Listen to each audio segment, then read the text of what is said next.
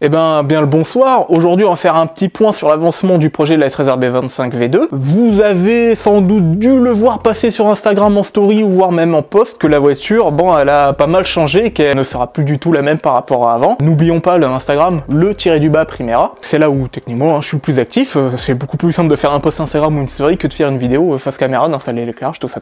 Bref. Donc, cette vidéo va être en plus ou moins 2-3 parties. La première, c'est que je vais faire un petit point sur la genèse, le pourquoi du comment je fais toutes ces modifications sur la voiture. Et la deuxième partie, qui est un peu particulière, parce que je vais pas vous mentir qu'entre la fois où j'ai tourné la première version de cette vidéo et maintenant, bah je savais pas trop comment vous montrer tout ça sans révéler la couleur, parce que oui, du coup j'ai peint la voiture, même si c'est pas tout à fait fini, mais j'aimerais essayer de garder un peu l'effet de surprise. Je vous embarquerai avec moi dans le garage où elle est, la voiture, et par contre ça sera en noir et blanc, mais on verra un petit peu ce qui a été fait comme boulot sur la voiture. Voilà, ça va être cool. Et on va faire un troisième petit point, une petite conclusion où je vais essayer d'aborder un petit peu mes objectifs et ce que j'aimerais faire avec la voiture, parce qu'il y a eu des petits événements entre temps qui ont fait que ça a peut-être un petit peu changé par rapport à avant. Hashtag DriftFR, hashtag j'ai drifté aussi avec ma S-Réserve récemment, donc encore une vidéo de roulage en plus. Donc le projet de la S-Réserve B25 V2, il est pas venu de n'importe où, de nulle part comme ça. On va y aller cash,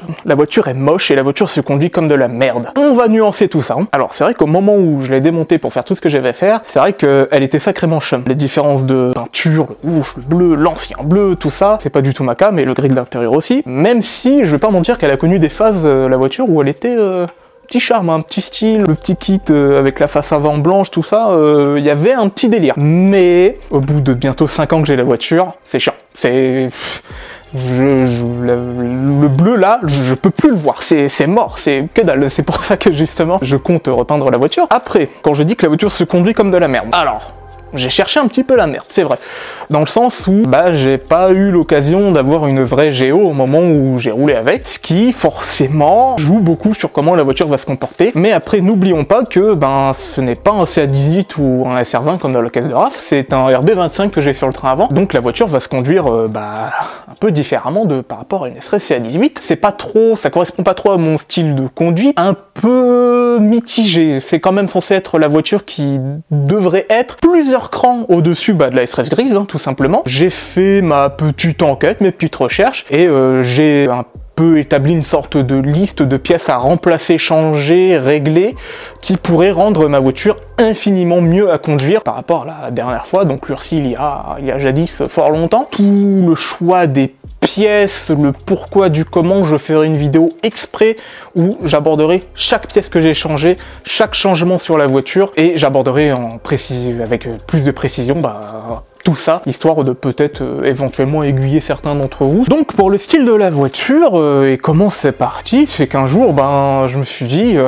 comment je pourrais rendre la voiture plus stylée, plus cool, en limitant au maximum la quantité de pièces ou les pièces que j'achèterais pour la rendre plus stylée. Donc sur Assetto Corsa, hop, petit pare-choc, petit bas de caisse, petit aileron, tout ça, en essayant de prendre en compte les pièces que j'ai, les pièces qui sont réparables, du coup aussi bah, les pièces à acheter. J'étais tombé sur un résultat ultra satisfaisant. Voilà, je me suis basé sur ce rendu d'Assetto Corsa qui n'apparaîtra pas à l'écran bien entendu, parce que c'est secret et que j'attends de faire un petit reveal de la voiture complète, hein, parce que ça va être trop stylé. Bah maintenant je vais vous embarquer avec moi dans le garage, on verra un petit peu tout ce qui a été fait sur la voiture, donc préparez vos meilleurs yeux parce que là ça va être en noir et blanc malheureusement. Et voilà, on se retrouve techniquement juste après.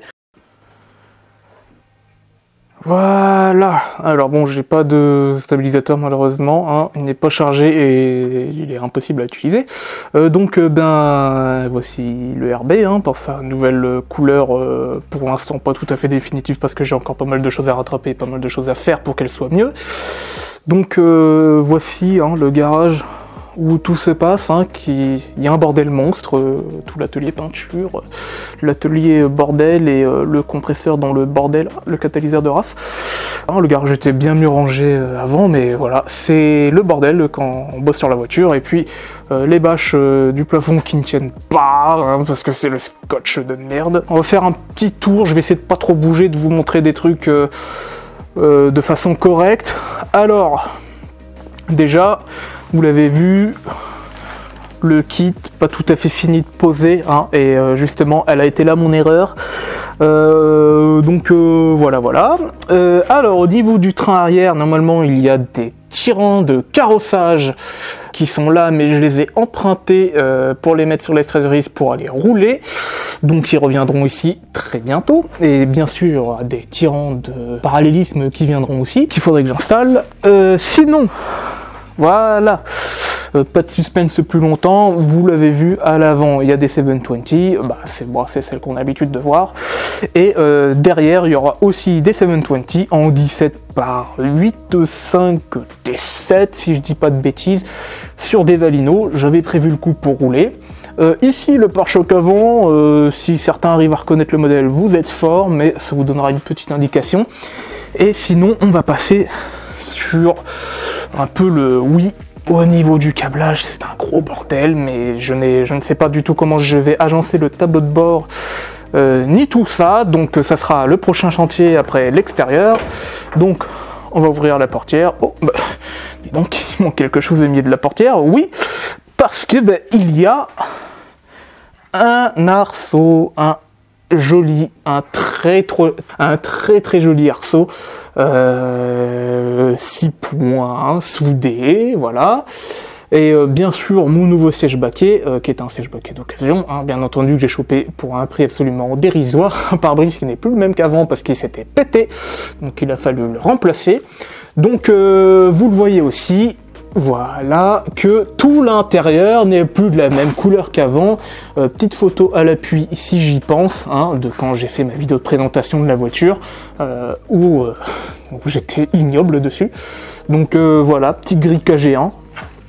Ah bah alors je suis con parce que vous voyez pas vraiment du coup là, parce que c'est censé être en noir et blanc pour pas révéler la couleur lol. Mais de toute façon vous voyez que c'est gris, hein, donc gris KG1, imaginez, hein, faites travailler votre petite tête pour imaginer ça. Donc forcément, barre NASCAR, les barres anti-intrusion type NASCAR, c'est un peu le modèle de mes rêves, hein, d'avoir ce genre d'arceau avec ce genre de barre. Donc il a fallu couper l'intérieur des portes, hein. Donc ce que je vais faire, c'est quand même mettre un petit joint tout le long parce que c'est un peu coupant, même si on a essayé de faire ça bien correctement. J'espère que le focus, tu vas pas nous trop faire chier, voilà. Hein. Donc voilà. On va fermer la porte, voilà. On va passer là, bien sûr ici des pièces. Ah, le bandeau de pare-brise, je vous laisse deviner la couleur, même si je pense que ça ne va pas être trop compliqué.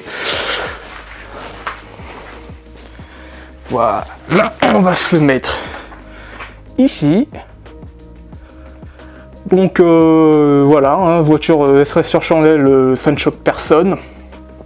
L'aileron, je vous laisse deviner quel est le modèle de cet aileron, mais en tout cas, vous l'avez déjà vu. Donc pour l'instant, pas de pare-choc, pas de capot de phare, rien, parce que c'est en peinture, enfin, ça attend d'être monté sur la voiture. Il va falloir que je repeigne l'intérieur, enfin tout le système des feux, hein, tout simplement, parce que c'est vraiment dégueulasse. Parce que oui, j'ai repeint en dessous, j'ai repeint une partie de la baie moteur. Bon, non, je vous mettrai des vidéos, enfin des photos, hein, au moment où voilà, maintenant, hein, tout de suite. Et je vous mettrai je vous mettrai des petites photos comme ça vous voyez un petit peu la couleur grise à l'intérieur de la voiture.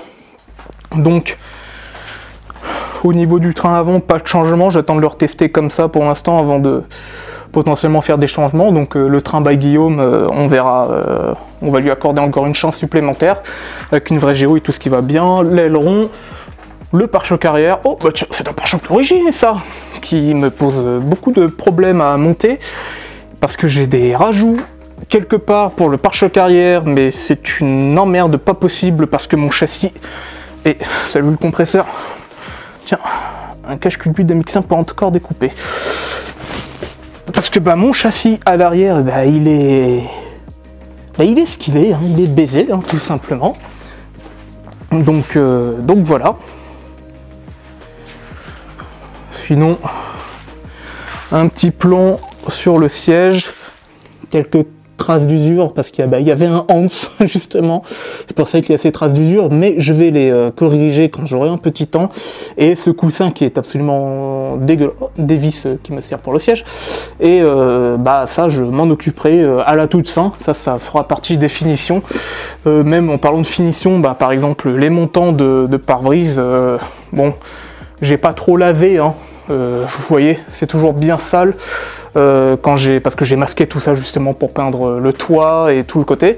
Donc il reste encore des petites traces de scotch. Et puis un autre gros problème, et je vais me mettre devant la voiture, peut-être même genre comme ça, c'est que la voiture, elle était tellement dégueulasse avant, pas au niveau de la saleté, mais au niveau visuel, hein, que quand même la peinte et que par exemple il y a pas mal de peau d'orange, il y a ponçage polissage à faire, c'est que tous les autres défauts qui étaient invisibles avant, eh ben on les voit. Tout est ressorti de ouf.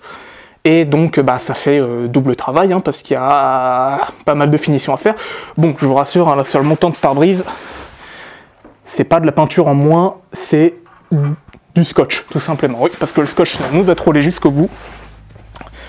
Donc voilà.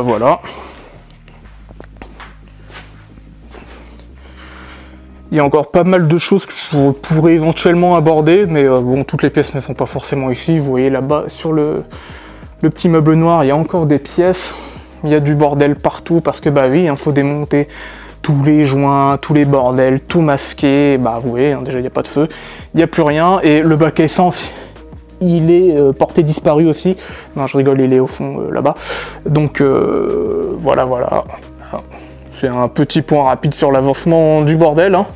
Oh, les feux, le pistolet de peinture, l'atelier peinture. Et donc voilà, pour faire un petit point rapide, le plus gros de la voiture, c'est cet arceau qui lui va apporter un gain non négligeable déjà au niveau de la sécurité et au niveau de la rigidité du châssis, hein. Je fais ça aussi pour préserver un peu ma voiture, parce que bon, si je roule comme un enfoiré avec ce gros bordel devant, ça va pas lui faire du bien au châssis, et vu qu'elle doit potentiellement avoir une petite dizaine d'années de drift dans les dents, je pense que mon châssis va me remercier de ça très rapidement. Donc voilà. Et bien sûr, avant que j'oublie, je pense que la pièce maîtresse de cette nouvelle version du RB, ce sont mes combinés, les fils suspension 441. Petit craquage hein, pour ces combinés, mais le tarage est bien plus intéressant. On est sur du 12 kg à l'avant, du 5 kg à l'arrière. Oui, c'est ultra mou à l'arrière, mais bon, le tarage idéal c'est 6 kg à l'arrière, donc je pense qu'un kilo de différence ça devrait pas trop gêner. Puis non, j'ai hâte de tester. Et puis 12 kg à l'avant, c'est que pas mal de mecs qui roulent avec des moteurs lourds devant, j'ai vu qu'ils avaient des tarages à peu près 10 kg, mais en tout cas pas 8 comme les anciens combinés. Donc j'ai testé sur Assetto Corsa, ça me convient beaucoup plus. Et normalement ça devrait aussi le faire pour cette voiture IRL. Voilà. Donc je vous retrouve pour la conclusion dans quelques instants. Alors, ça c'était pas trop évident à filmer non plus parce que c'est le bordel dans le garage, comme vous l'avez vu. Mais vous avez vu que la voiture a pas mal changé, qu'il y a eu des choses... l'arceau, le kit, les suspensions, tout ça, voilà, ça apporte quelque chose de neuf à la voiture. C'est bien de voir tout ça, mais il se trouve qu'entre le moment où j'ai décidé de faire ça, et que j'ai fait ça, et le moment où peut-être que j'allais probablement finir la voiture, le Drift FR, il a fait, non, toi, on va t'enculer jusqu'au bout. Alors, je vais dédier une vidéo entière à ce sujet-là, de comment le Drift FR et de comment certains profitent pour enculer les gens qui font du drift, hein, tout simplement, et des nouvelles lois qui, qui enculent un peu une partie des gens qui font du drift, ce que j'appelle l'entre-deux, parce qu'il y a les débutants qui, eux, ne sont pas du tout impactés pour le moment, qui, pour l'instant, même de leur côté, le sport se développe vachement bien, il y a beaucoup de débutants qui s'y mettent et il y a beaucoup de possibilités de débuter justement dans le drift, et après, il y a les pros qui sont déjà équipés, qui ont déjà leur voiture, qui sont déjà dans le circuit, qui, eux, sont moins impactés, même si la fermeture de Lurcy Lévy et de Mérignac emmerde beaucoup de monde, hein, parce que ce sont les plus gros circuits de training et qu'ils ont fermé. Mais par contre, l'entre-deux, les gens qui sont plus débutants et les gens qui ne sont pas pros, donc moi, on se fait baiser hein, jusqu'à l'os. Bon, c'est quand même compliqué, donc je vais y revenir dans une prochaine vidéo. Mais en tout cas, tout ce que je peux vous dire, c'est que mon arceau, ce qui était à la base mon pass pour pouvoir rouler partout, et parce que oui, à l'heure-ci, au bout d'un moment, il aurait fallu que l'arceau soit installé dans la voiture si je voulais continuer à rouler, c'est en même temps pour ça que je l'ai installé. Mais il se trouve que ça m'a backfire dans la gueule, et que grâce à cet arceau, je ne peux rouler nulle part en France, parce que maintenant je dois acheter de l'équipement de sécurité hors de prix, qui ne me servira juste à rouler sur le Bourbonnais. Donc je vous laisse imaginer l'image du mec qui arrive avec sa giga caisse au Bourbonnais sur le mouillé avec son hanche, son casse, sa combi et tout le bordel. Ça ne fait pas rêver. Après, si vous voulez rouler sur le sec, allez vous faire foutre, il n'y a plus rien ou rien d'intéressant. Bon, là le RB, un peu caisse de décoration, hein. Elle ira rejoindre un petit peu la S15, hein, parce que la S15 aussi, rouler sur le sec, rouler sur des circuits plus intéressants, c'est plus possible en France. Et ira rejoindre la voiture qui dort dehors que je présenterai dans une prochaine vidéo. Pour l'instant, voilà, donc j'ai éventuellement peut-être une petite sortie de secours. Récemment, j'ai eu l'occasion de faire un événement qui consistait à faire des baptêmes de drift aux gens. C'était dans une petite zone indue, il y avait aussi des caisses de rallye qui, eux, avaient leur propre spécial. Donc ça pourrait être un événement très cool parce que j'ai pas besoin d'avoir tout l'équipement de sécurité, hein, qui est hors de prix. Ça pourra me permettre de continuer à partager ma passion avec les gens, les faire monter en passager et de pratiquer un petit peu le drift comme ça de temps en temps. Je pense que le RB sera un peu une caisse un peu cool pour faire des baptêmes et justement de faire découvrir le sport aux gens et de changer un petit peu les mentalités vis-à-vis de ce sport, parce que j'y reviendrai dans une prochaine vidéo dédiée à ça, parce qu'il y a tellement de choses à dire, j'ai tellement de choses sur le cœur à dire par rapport à toute la sphère du drift français, tout simplement, et que là je pense que j'ai même l'impression de divaguer beaucoup sur ça, parce que c'est ça, hein, concrètement je me suis fait baiser, hein, par le drift français et les nouvelles réglementations qui sont tombées, donc j'en ai un petit peu sur la patate vis-à-vis de ça, mais comme je vous ai dit, j'ai peut-être un autre plan de secours qui est loin, mais qui est fort possible et qui pourrait être potentiellement vraiment très cool pour moi et pour rouler et pour vraiment exploiter ma voiture, parce que oui, la S13 RB, quand j'ai lancé le projet, j'avais pas roulé depuis un an quasiment, mais depuis que j'ai roulé cette année, donc à Crêperie avec la S15 de RAV, prochaine vidéo qui arrive, là pour les baptêmes de drift et même avec la MX5 de Dorian au tout début, je me suis rendu compte que j'avais mine de rien pas mal de potentiel, hein. J'aimerais ne pas passer pour un con en disant ça et être le gars trop sûr de moi. Le RB, je pense qu'il y a moyen que ça soit vraiment un peu l'outil qui me servira à vraiment m'exprimer et à rouler comme un suicidaire, hein, tout simplement, comme je fais avec la S13 grise, mais encore plus. C'est pour ça que j'ai un peu le mort, hein, sur le fait que je vais peut-être pas pouvoir faire ça en France tout court, et que les endroits où j'aurais pu éventuellement m'exprimer à 100%, ils sont fermés, et qu'il n'y a pour l'instant plus rien, même s'il y a peut-être des opportunités, des circuits qui vont peut-être s'ouvrir au drift, et encore de façon très limitée, et aussi il faut voir le tarif, hein, parce que il y a toujours des connards pour dire que si t'es pas prêt à lâcher 400 ou 500 balles dans une sortie drift, c'est que le drift est pas fait pour toi, mais allez vous faire foutre, nous on n'a pas des S13 de JZ ultra vénère ou quoi que ce soit, on n'a pas des milliards de sous derrière nous, hein, et donc quand nous on paye une sortie 150 à 200 euros, voire même 400 euros le week-end, ça fait chier de devoir lâcher 400 euros ou 500 euros la journée pour faire du drift sur un circuit qui est pas forcément intéressant ou sur du mouillé. Donc voilà, hein,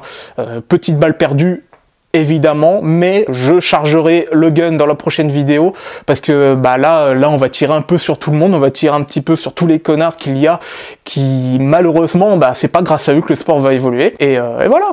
Donc petite note un peu acide à la fin. En tout cas, j'espère vous retrouver dans la prochaine vidéo qui sera, je l'annonce, qui sera la vidéo de Crêperie Factory partie 4. En une ou deux parties, je sais toujours pas, vraiment là, c'est la galère, je sais pas comment tourner cette vidéo, il y a plein de trucs que je sais pas faire niveau montage, que j'aimerais bien inclure dans ce montage. Malheureusement, il va falloir tempo à un certain moment, parce que pour rouler là en France, c'est la merde. J'espère que vous avez apprécié cette vidéo, et soyez prudents sur la route, mais voilà. Donc j'espère vous montrer tout ça très rapidement. Allez, au revoir.